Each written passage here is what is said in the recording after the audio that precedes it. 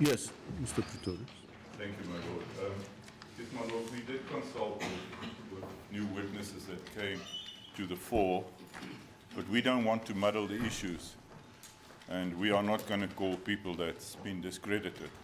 So we work with them. There was enough checks and balances through that, but we're not going to call that two witnesses, my lord. Yes. So are we going to finish today, or you want us to? Is there another witness that you maybe? My lord, we are working on some other leads that we picked up during consultation with these witnesses. Oh, I see. Okay. So, yes. Would you like to say something, Mr. Cajee?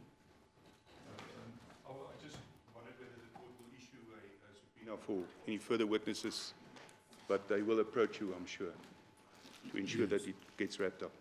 Bishop, my lord, I did arrange for Mr. Rodriguez to be here, but we've excused him pending any possible further implications from other witnesses. Thank you. Okay. Okay, thank you. So it's confirmed that you'll be requesting authorizations for subpoena. we will do that. Yes. Okay, then I will have them. I'll deal with them in chambers. Thank you. Okay, thank you. Mr. Vani? My Lord, we only have one witness for today. That's Mr. Imtiaz Cajee, the nephew of the late Ahmed Timol. Before we commence with Mr. Cajee, I would just like to hand up the latest list of exhibits. And my Lord, I have three very short exhibits to hand up. If we could just hand up the bundle.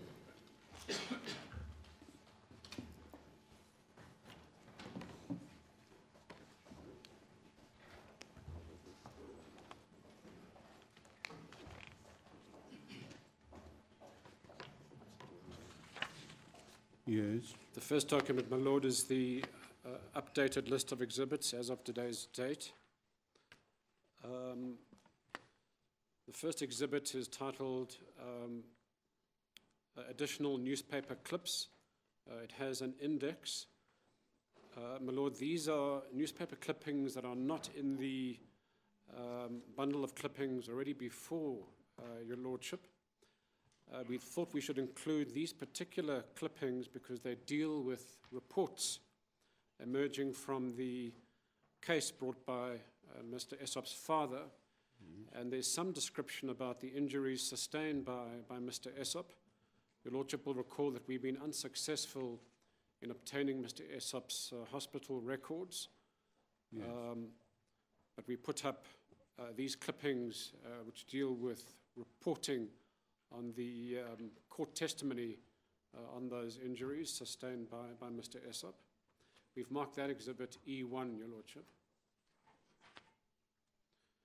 Your Lordship, the Yes, next I have exhibit that, yeah. is titled Tables of Deaths in Detention During Apartheid Era. My Lord, these consist of what we believe to be probably an almost complete list of persons who died in security police detention. We also have a list of deaths in John Vorster Square. We have a table dealing with all recorded alleged suicides in detention. And then the final table, my Lord, records known deaths from falls from police buildings. My Lord, this exhibit is marked O. And other council have copies of these? All council have copies. Yes. Okay. My Lord, the final exhibit is a memo put together from the Independent Police Investigative Directorate report for the year 2015 and 2016 and deals with deaths in custody as well as cases of assault and torture dealt with IPAD during the 2015 and 2016 year. My Lord, we intend to make reference to some of these figures in our closing submissions. And my Lord, we've marked this exhibit P. This exhibit P, the figure stated here do they refer to people who died as a result of interrogation for security-related matters? Or My it's Lord, just people who died in detention, that's all? Yes, my lord.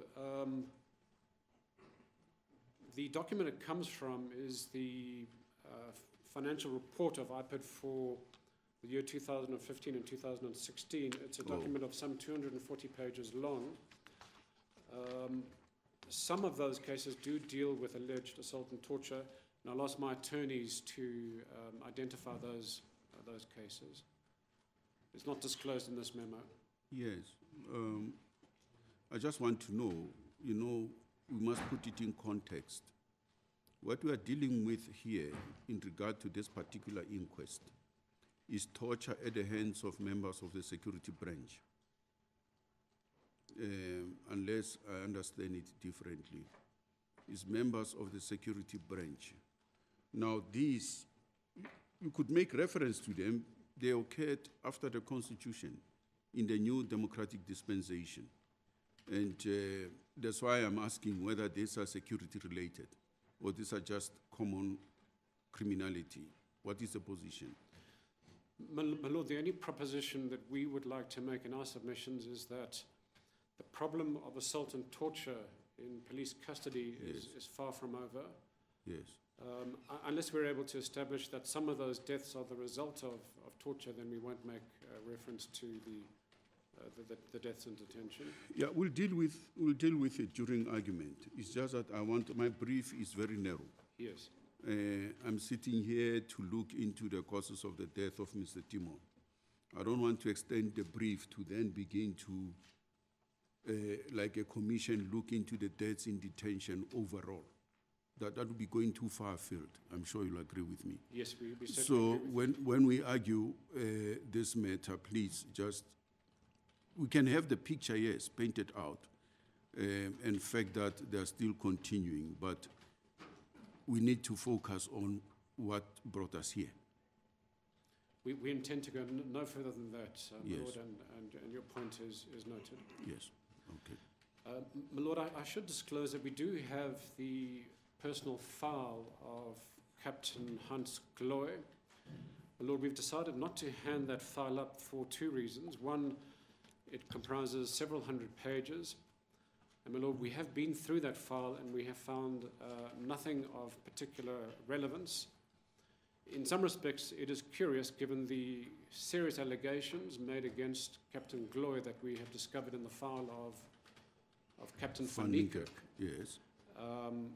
But we bring to your attention that Captain Gloy's file discloses none of those allegations, which of course raises questions as to whether Gloy's file has been sanitized. And we note that he did reach the rank of brigadier, but we didn't want to burden your lordship with a rather large file that has nothing of particular interest in it.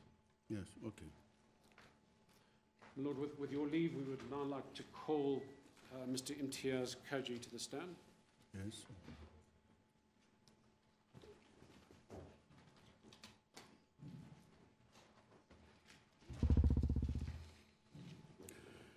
Your full name, sir, surname? Imtiaz Ahmed Cajee. Do you have any objection in taking the oath? No, I don't. Do you swear that the evidence that you're about to give is the truth, the whole truth, and nothing but the truth? Yes, I do. Please raise your right hand and say so help me God. So help me God. Thank you. Thank you, Mr. Cajee. You may be seated. I prefer to stand, my lord.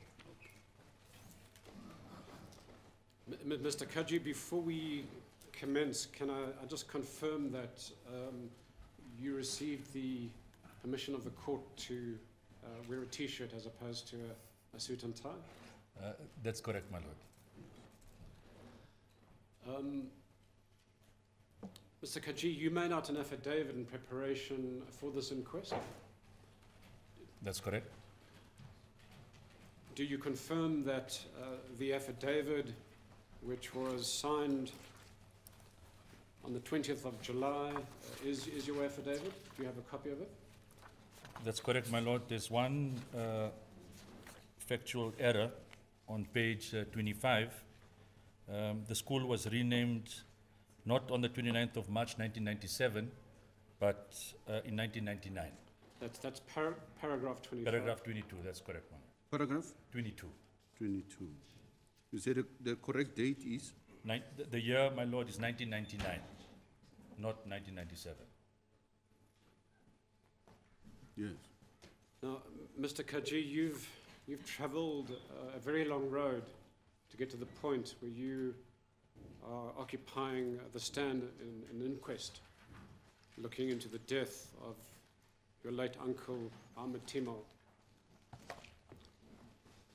Would you like to express to the court how you're feeling after travelling this long road? My lord, I'm truly humbled that 46 years after the inquest into the death of my uncle, that the Timol family has an opportunity to present new evidence in a democratic South Africa. And for that, we are eternally grateful, my lord. Mr. Cajee, I understand that you wish to refer to your late uncle Ahmed Timol and the your late grandparents in a certain manner. Do you want to advise the court how you will be referring to them? My lord, I'd like to refer to Mr. Ahmed Timol as Uncle Ahmed, and my other uncle, Mohammed Timol, as Uncle Mohammed, and I think it's just out of respect to both of them. And my grandparents occasionally as Papa, as for my grandfather Haji Yusuf Timol, and my grandmother Hawa Timol as Ma. Okay. Mr. Cajee, can you explain to the court what kind of impact the death of Uncle Ahmed and the overnight disappearance of your uncle Mohammed Timol in 1978 had on you? My lord, the overnight and sudden disappearance of Uncle Mohammed had a tremendous impact on me. Age 12 in 1978, when the news broke from my mother that he was not found in his room by my grandmother, I started asking many, many questions.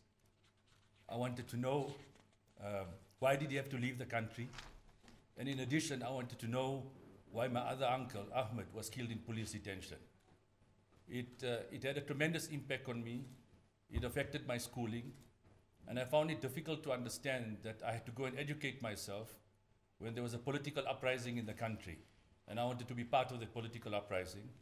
And more importantly, my lord, I wanted to know about both my uncles, specifically Uncle Ahmed, who was killed in police detention. Thank you, Mr. Cajee. Now, Mr. Cajee, according to your statement, after you finished school, you spent time in the motor industry as well as the retail sector. I don't think we have to explain to the court what you did in those industries. But I see you did do some interesting work after the unbanning of the political organizations. You joined the Alexandra Health Centre. Please explain what that centre did and your role there. My lord, this is the same Alexandra Health Centre that Mr. Paul Erasmus referred to in his earlier testimony. Mr. Erasmus confirmed that he was responsible for the bombing of the Alexandra Health Clinic. And I had subsequently joined the Alexandra Health Clinic in 1992, and the bombing had taken place in 1990. But I was recruited there by a friend of mine who I had met at the branch of the African National Congress in Mayfair, David Robb.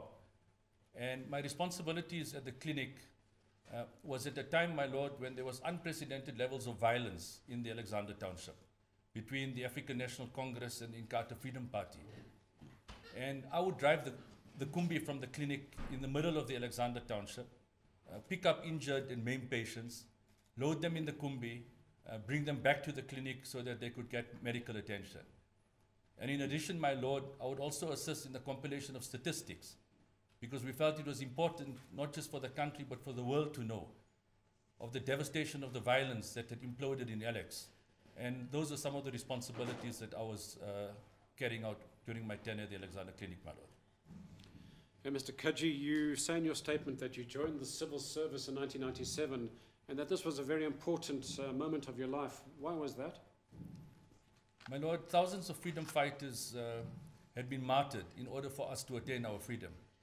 And it was indeed an honor and privilege for me to serve our country, my country, as I wanted to make my uncle proud that I would serve this country with pride, and he would be proud of me.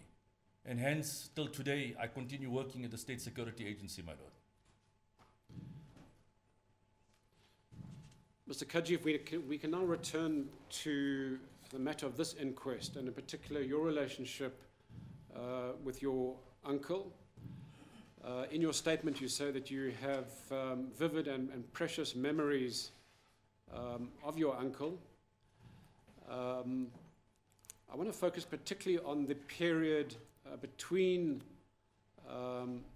your late uncle's arrest and his death. My lord, I can recall traveling in the middle of the evening with my late mother from Standerton in Mpumalanga to my maternal grandparents' flat in Roodepoort. And it was in the early hours of the morning, my lord, and I can remember family members all crowded together in the small kitchen that they had around the table, and they were all whispering to one another in a very, very hushed tone. And then there was this knock on the door, and there was silence. And then I could picture these huge white men all walking around the flat. And this is the image that remains imprinted in my mind. And subsequently to that, my lord, I have an image of my grandmother standing at the balcony of their flat, and this huge crowd standing on the road. And only subsequently that I learned that that was obviously the day of my uncle's funeral.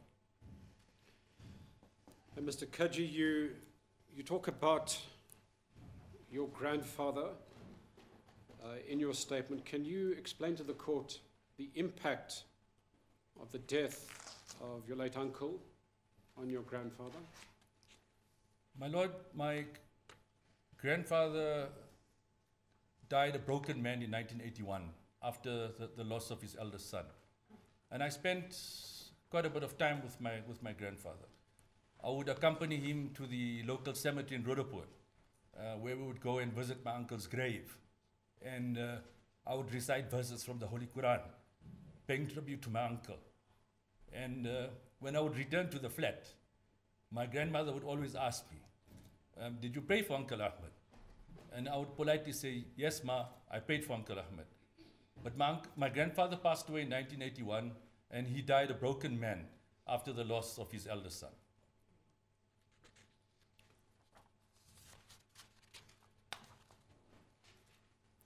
You say in your statement that your uncle Mohammed suddenly disappeared from his place of residence at the beginning of January 1978. Can you explain in some detail what was your reaction to his sudden disappearance? My lord, I was totally shocked and totally confused, because over the years we would visit my maternal grandparents' place. They relocated from Roodepoort to Azadville because of the Group Areas Act. And during our school holidays, my younger sister and I would spend a lot of time with him.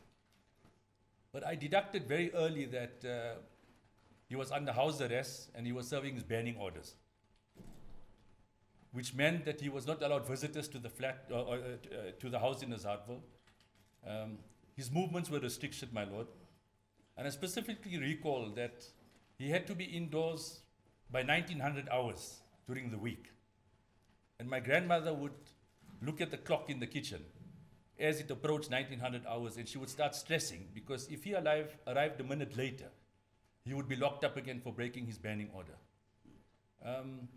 He could not attend the wedding of his elder brother, Uncle Ismail. He could not attend the wedding of his niece, Fatima. And despite his banning orders and being under house arrest, I remember him has always been jovial. But when the news broke to me, my lord, that he had just left unannounced, it left me very confused. And hence, I had many, many questions. It deeply affected my schooling, my lord. And hence, I started a journey of probing my grandmother to find out about the lives of both my uncles. And talking of your grandmother, can you inform the court some of your experiences you had with her prior to her death in relation to your late uncle?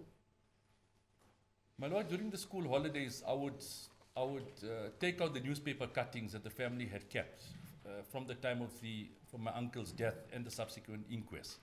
and I would go through these newspaper cuttings, and I would pierce a picture in my mind at a very tender age to try and comprehend and find out as to what had really transpired. And then I would relentlessly pursue my grandmother. I would tell her, Ma, I want to know about Uncle Ahmed. And she would always ask me, my lord, but why do you want to know about him? And I just said, look, I want to know about my uncle. Tell me about him, give me as much information as possible. And then we would sit, and she would then narrate to me a sequence of events, my lord. She would start from the final moment when she had seen him. Uncle Ahmed had stared at her for a very long time. He was concerned about her health. Then the subsequent visits from the security branch, the numerous raids that they would conduct at the flat.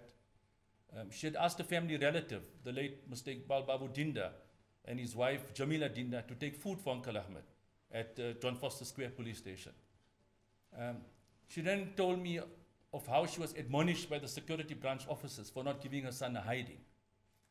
And then when she was broken the news that Uncle Ahmed was dead, and she had to inform my grandfather, Papa, that to come and identify the body. And with grief, sorrow, and pain in her eyes, she would then narrate to me the condition of Uncle Ahmed's body, which was then returned to the family. And then she reminded me that my grandfather performed the final janaza prayer, which is the final funeral prayer, as part of our Muslim belief. And that was befitting farewell to Uncle Ahmed. You also mentioned in your statement that you and your family were not free of visits and surveillance by the security police. Can you explain that surveillance? My lord, my late mother would narrate to me that after Uncle Ahmed's death, and this is a period when Uncle Mohammed is still in police detention, which we then subsequently heard he was in solitary confinement. The security police would approach my grandfather in Roodepoort, and they would want him to convince Uncle Mohammed to work for them. So in other words, they wanted him to be an informant, they wanted him to be a collaborator, or as we say in the townships, they wanted him to be an impimpi. And this is after the killing of his brother. And I think that just demonstrated the audacity of the apartheid regime. And my grandfather, obviously, with the contempt he deserved, dismissed it. But in addition, my lord, I remember specifically that the security branch officers would visit our home in Standerton, in Mpumalanga. And they would then ask my dad, this particular motor vehicle, this car registration number, this color of this vehicle, does it belong to you? And my dad would say, yes, it does belong to us. And they would then want to know that on these specific dates, this car was seen at this residence in Azarville. And my dad would concur and say, yes, we were at that particular residence because it's the residence of my in-laws. And again, my lord, I deducted very, very quickly that my grandparents' home was under surveillance, they were being monitored, and more importantly, there were police informants within the community that were reporting to the security branch of any people that were visiting the residence of my grandparents. Mr. Cajee, can we move to the testimony of your grandmother at the Truth and Reconciliation Commission? Could you tell the court about that testimony and what you were prompted to do thereafter? My lord, my grandmother simply refused to appear in front of the Truth and Reconciliation Commission in 1996. But I had a very special bond with her, my lord, and she would always listen to me. And I convinced her, I said, look, Ma, even it's 25 years after Uncle Ahmed's death, it's important that, that you go and testify. That not just the country, but the world should know that what happened to Uncle Ahmed. And very reluctantly, she appeared before the Truth and Reconciliation Commission, I think it was on the 30th of April 1996 at the Central Methodist Church in Johannesburg. My lord, unlike all the other conversations that we used to have in the comfort of a home, when I sat and listened to her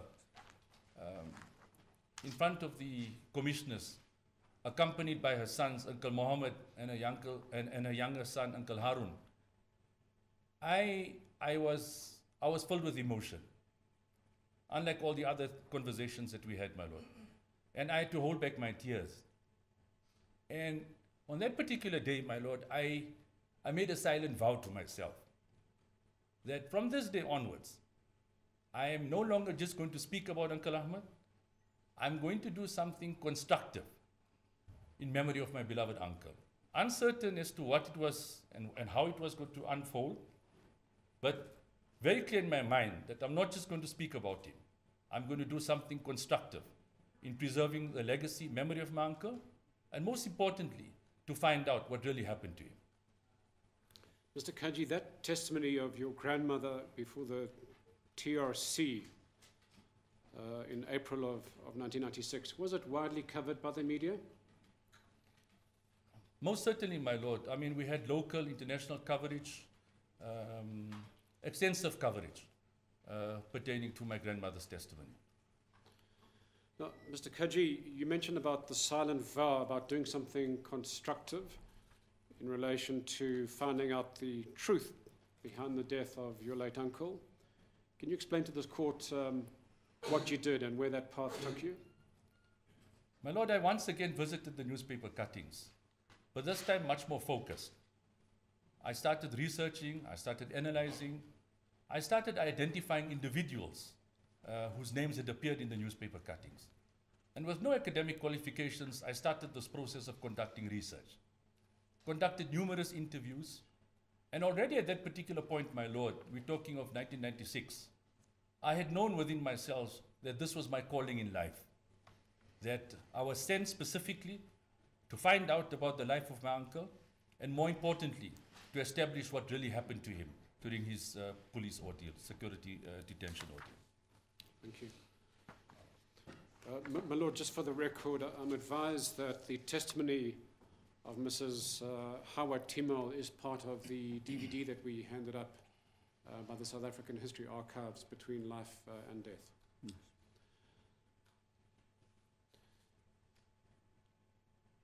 I understand that a particular school was renamed in your late uncle's honor.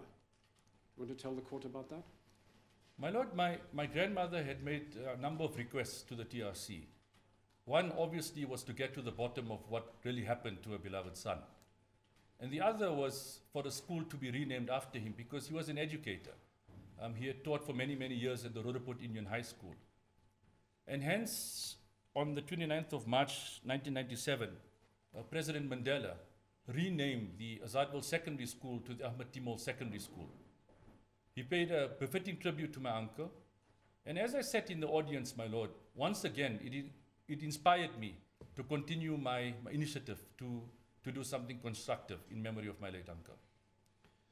And Mr. Cajee, you mentioned that you you engaged with a number of individuals for purposes of researching the history of your late uncle. I understand you wish to highlight some names and speak of some who are not listed in your statement.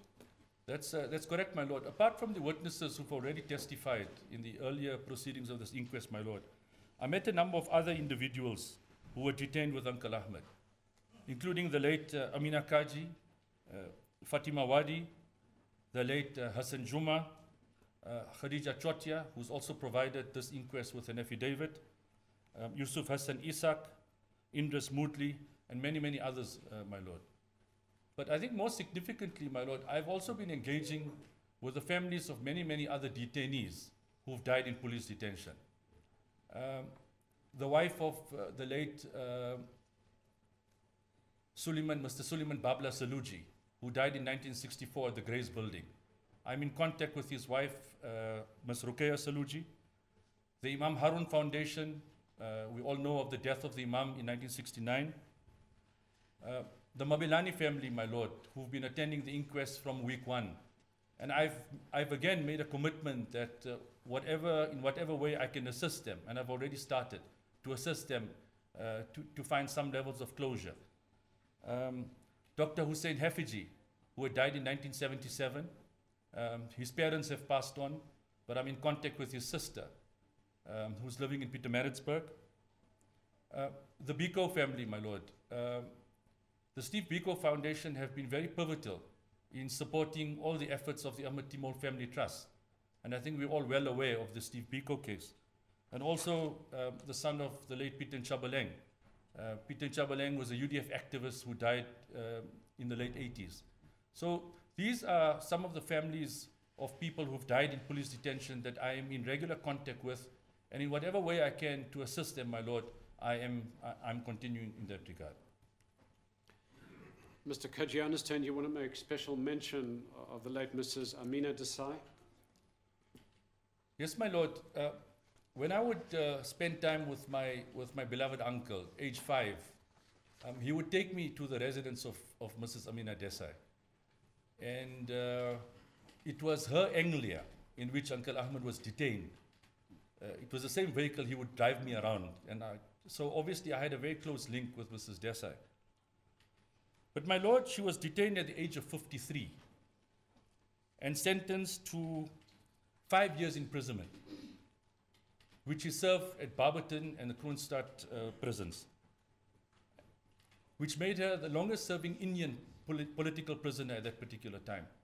And when she was released, my lord, in 1978, she was subsequently issued another banning order, a banning order and house arrest for another 5 years.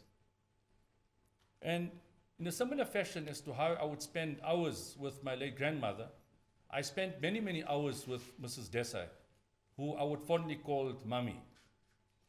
And in 2004, she had left the country to go and live with her daughter in Ireland. But one thing that always remained with me, my lord, is that she always told me that the apartheid government had punished her purely for allowing her house to be used by Uncle Ahmed to do his political work. And because of that, and the fact that she was totally unaware of what my uncle's activities were, she was sentenced to 5 years imprisonment. And I think, my lord, it's just appropriate that as we celebrate the month of August and we pay tribute to all our mothers, that we pay tribute to Mrs. Amina Desai. Mr. Cajee, during the course of your investigations, is it correct that you pursued the known interrogators of your late uncle for purposes of that all the years that I have been through this particular journey, I have always been polite and very respectful, including many of the other detainees who were arrested with Uncle Ahmed. And there were instances where they had refused to see me. And I respected their wishes, my lord, including close friends of his who were not willing to give me an interview. But at all particular times, I've remained dignified, I've remained respectful, and I've accepted the decisions that they had made in cases where they were not prepared to see me. And my lord, it was in this particular context that I had a number of telephonic conversations with Johannes Hendrik Gloy, who I had established was very pivotal in the interrogation of my beloved uncle. And my conversations with him, my lord, was in Afrikaans, as I'm fluent in Afrikaans. On the first occasion when we had spoken, he indicated to me that I must look at the inquest records. Very clear, look at the inquest findings. And then stated that I should call him again to make an appointment if I needed to see him. And again, I respected his wishes, my lord. During my second telephonic conversation with him, Mr. Gloy informed me that he was advised by his lawyer not to meet me. In other words, not to have a meeting with me. And he also added, my lord, that he was suffering from Parkinson's disease. But then he went on a bit further, my lord. He then stated that my grandparents had spoken a bunch of lies during the inquest, claiming that my Uncle Ahmed was beaten and tortured. And he said very categorically that that was not true. And in my final conversation with him, my lord, I informed Mr. Gloy that I had read the inquest records. And he claimed to me that he had no reason to apply for amnesty, as the courts had already ruled, and that I had no case against him. And in conclusion, he reminded me that if I continued calling him, he was going to get a court order against me. And I respected his wishes, my lord. However, the urge for me to pursue the matter, and in 2007, I wrote him formal correspondence. I sent him a letter, in the old-fashioned proper letter through the post office, where once again I made an appeal to him. I said, look, the years are passing on, his time on the earth is coming to an end, and would he not reconsider the fact that, you know, we can meet and find some levels of closure? But unfortunately, my lord, I had no response from Mr. Cloy. And just for the record, my lord, we have provided these dates of death to the court already. But Captain Gloy passed away in 2012, and Captain van Niekerk died in October of 2006. So in those, prior to those dates, they were available. Mr. Cajee, can we turn to your efforts to secure justice for your late Uncle Ahmed? Your statement discloses an endeavor to do this when, in 2003, you approached the National Director of Public Prosecutions. Can you explain to the court what you did in that regard? Yes, my lord. As I stated earlier, I had established that a number of the security branch officers that were responsible for the arrest and detention of my uncle were alive, knowing very well that none of them applied for amnesty or were ever subpoenaed at the Truth and Reconciliation Commission in 1996. And hence, I had sent formal correspondence to the then National Director of Public Prosecution, Mr. Bulelani Nuka, urging him to follow up on this matter, and most importantly, reminding him that many of those security branch officers were alive, my lord. And I indicated that there was sufficient evidence pointing to the fact that my uncle was murdered. And what was the response to your request?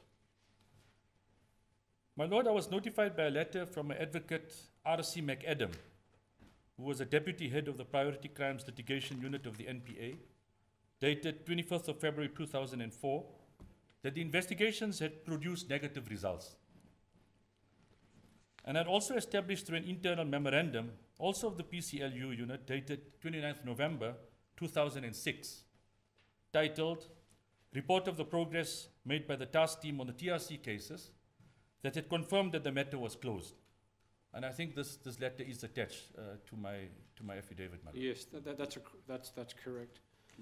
And Mr. Cajee, how did you feel after receiving such a response? My lord, I was very disappointed, as I thought that the response of the National Prosecution Authority was very cavalier and very uncaring. And it deeply disturbed me because this was the perfect opportunity, as these security branch officers were alive, that they could shed more light as to what had transpired to my beloved uncle. Mr. Vani, the letter that we have here on page 33 of volume C, Yes, my lord. is not legible. I'd like to read what is contained there. Is there a better copy available? My lord, we will get you a better copy of that annex, Please, Yes. because I cannot read what's written here. as the court pleases. Please. Mr. Cajee, your affidavit discloses that you learned a bit more about the approach of the National Prosecuting Authority on these cases. Many of them had arisen from the investigations of the Truth and Reconciliation Commission, the so-called political cases from the apartheid era. What did you learn? My lord, I'm going to make reference to the case that is known as the Nkadimeng case. Nkadimeng and others versus the National Director of Public Prosecution and others. My lord, we will provide necessary documentation if the court requires, which will shed more light in that.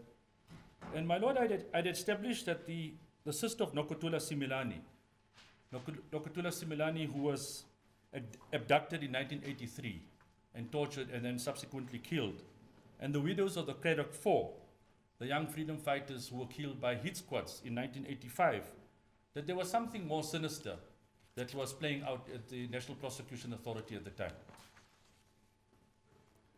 During the Nkadimeng case, my lord, the National Director of Public Prosecution was forced to disclose a secret 2004 government report titled Report of the Amnesty Task Team, my lord. And it was revealed on the 23rd of February 2004 that Government Directors General Forum had appointed a secret amnesty task team that was to address, amongst other issues, I quote, the absence of any guarantee that alleged offenders will not be prosecuted, unquote. And it explored different ways of avoiding the state's responsibilities to prosecute offenders that were denied amnesty by the TRC or who had failed to apply for amnesty, my lord. And I understand you wish to highlight a certain part of the judgment of Judge Lekhodi in that particular matter, the Nkadimeng matter. The judgment was handed down in 2008. That's correct, my lord. I'd just like to quote. Judge Lekhodi states, crimes are not investigated by victims. It is the responsibility of the police and prosecution authority to ensure that cases are properly investigated and prosecuted, unquote. I think, my lord, that this is very, very profound because it just does not only impact on the Timol family, the Similani family, the wives of the Craddock Four, but many, many other families that have suffered similar fate during the apartheid era. Mr. Cajee, in your statement, you say that the family of Nokuthula Similani and the widows of the Craddock Four are still waiting for judgment, for justice, and that the family of Similani had to take certain action. Do you want to explain to the court what action that was? Most certainly, my lord. I mean, the Nokuthula Similani family, on the 20th of May 2015, was forced to file an application before the Gauteng Division of the High Court in Pretoria, in which they sought orders compelling the South African police to finalize their investigations, and an order compelling the National Director of Public Prosecutions to make a decision. So it's very clear, my lord, that the process has been stalled, and I can only imagine the burden and pain that the families, the Similani and the families of the Craddock Four are going through this particular process. And you also say in your statement that that particular case disclosed evidence of political interference in the decision-making process of the NPA. Do you have any thoughts on that allegation? Yes, my lord. I mean, the application disclosed evidence of gross political interference in the operations of the National Prosecution Authority. And this is depicted in the affidavits of the former National Director of Public Prosecution, Advocate Vusi Pikoli, and the former head of the Priority Crimes Litigation Unit, Anton Ackerman, SC. And it explained how political cases from the past were deliberately suppressed. Mr. Cajee, let's turn to the launch of your book. Can you inform the court when you published it and how you launched it? My lord, we managed to publish the book titled Timol, Quest for Justice in 2005. Importantly, we did the launch at the Johannesburg Central Police Station, which was the former John Foster Square Police Station, the same building in which Uncle Ahmed was killed. And we had the Minister of Safety and Security at the time, who was the main speaker, and then we had the South African Police Choir singing the national anthem. But my lord, I'd just like to elaborate that all the royalties that I had accrued from the sales of these books, and we sold between 5,000 and 6,000 copies of the book due to generous donations from the public, that the royalties have been used in projects to preserve the legacy of my uncle. Unfortunately, my lord, we live in a society today where we are only one-track minded with the sole objective that anything we do is to generate revenue and to make profits. So this particular exercise was not to make money. It was about preserving the honor and legacy of my uncle, and for the first time ever, to have any publication paying tribute to my late uncle. And Mr. Cajee, please explain why it is you and the Timol family sought to reopen the inquest into the death of Ahmed Timol and what steps you took. My uncle Mohammed had consistently reminded me over the years that it was important for us to reverse the inquest findings. Because as a family, we had never believed that Magistrate de Villiers' ruling in 1972 that Uncle Ahmed had committed suicide was the correct one. The family had always believed that it was a farce, it was a cover-up, and it was imperative that we rectify those findings so that the annals of our history can correctly reflect that Ahmed Timol did not commit suicide, but he was rather killed or murdered in police detention. And briefly outline the steps you took in order to have this inquest reopened. My Lord, I made contact with the former TRC Commissioner Yasmin Suka, who is heading the Foundation for Human Rights in 2009. And we discussed the issue of reopening the inquest. But my Lord, I must acknowledge that I dragged and delayed my feet. I was dragging my feet as I felt that the timing was not right. And Ms. Suka always waited for me, and I just disappeared off the radar.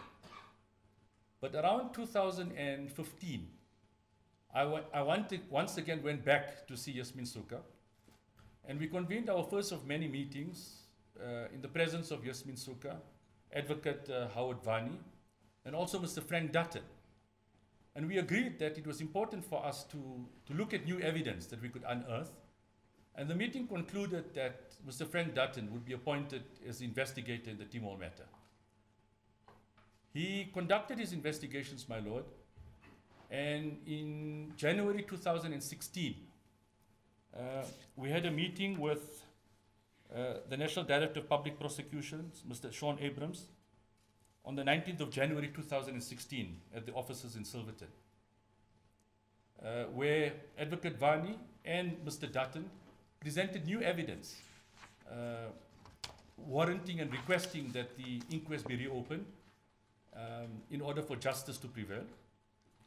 And my Lord, I can also state that present at that particular meeting was Advocate George Bezos, SC, who also made a presentation to that particular meeting.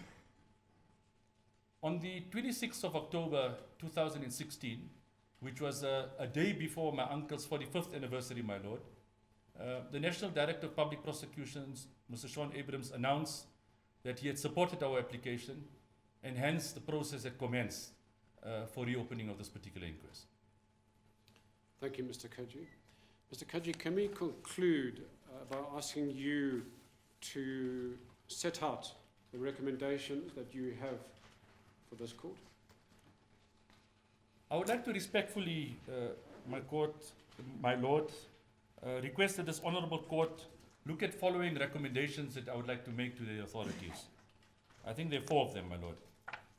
The first one is the erection of a sculpture outside Johannesburg Central Police Station, which again was the former John Foster Square Police Station, paying tribute to all political detainees who were killed during the apartheid era throughout the length and breadth of the country.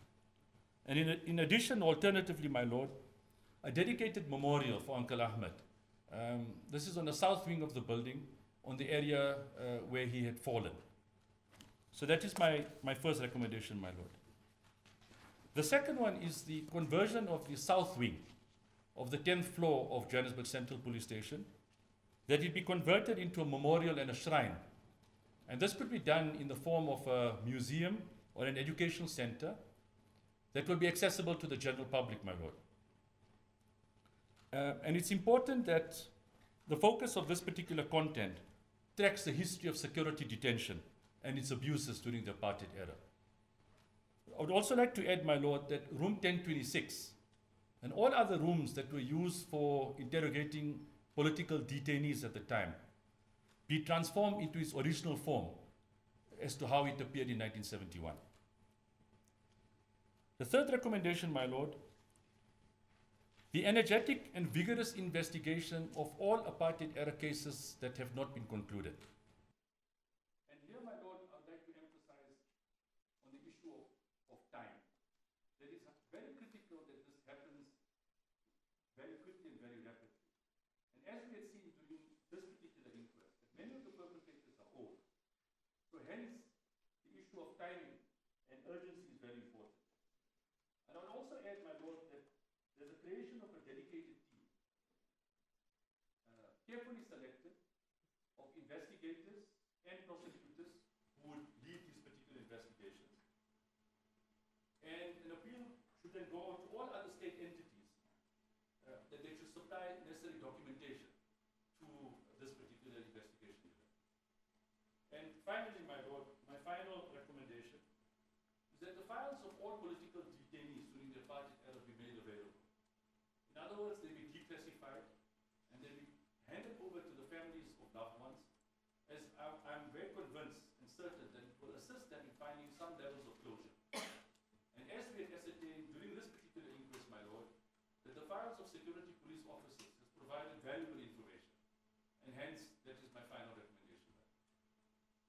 Thank you, Mr. Cajee. Anything else?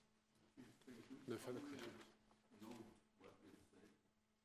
But as you are probably aware, the recommendations that I can make as a judge in terms of section 16, but I will mention what they say.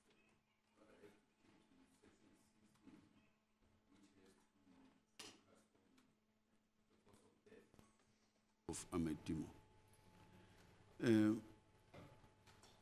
Mr. Pretorius, are there any My questions? Lord, in the light of the narrow scope of section 16, as you just alluded to, I've got no questions to this witness. I don't necessarily agree with everything you say, but in the light of what you've got to find, I've got no questions. Yes. I've got no questions to the witness. Mr. Cajee, I'm sorry that it's possible that other witnesses may come after you. I thought I would give you the honor. But thank you very much for coming through. I have read your affidavit before coming to court, and I'm aware of even the recommendation that you want us to make, but I will look into that. Okay. Thank you very much for testifying. You are excused. Thanks. Yes, Mr. Van. My Lord, we have no further witnesses For today. So we will stand down until Wednesday, just to give time for the service of the subpoena, and hopefully that the witness will be here on Wednesday. Okay, then we will, yes, we'll stand down until Wednesday, 10 o'clock in this court.